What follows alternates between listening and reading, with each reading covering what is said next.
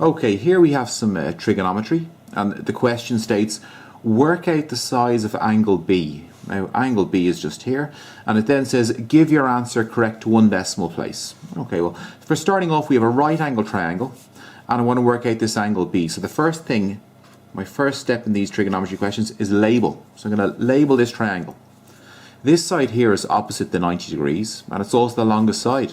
I will therefore call it the hypotenuse, and we call that H for short. This line here is opposite the angle, therefore it's O, and this line here is adjacent to the angle, therefore it's A. So we've done our first step there, we've labelled the triangle. Next step then is select a formula. Now you'll hopefully have heard of SOH, CA, TOA, and we look at the first one there, and S stands for sine, and sine theta is equal to opposite over hypotenuse. C stands for cos theta, and that's equal to adjacent over hypotenuse, and the T there is tan, and tan theta is opposite over adjacent. Now I must decide which one of these to use. So I come back to my triangle. I know A is 3 and I know H is 5, therefore I'm going to use A and H.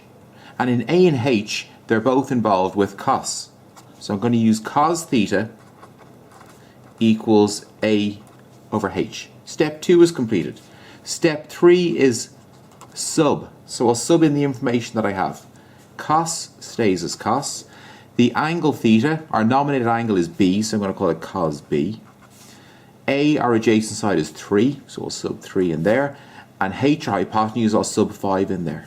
And then we come to the last step, which is solve. And to solve B, I want to get B in its own. And if I bring this cos over here, B stays there, and cos becomes cos inverse. And I'm going to put 3 over 5 into a bracket there. And then I'm just going to input this into the calculator.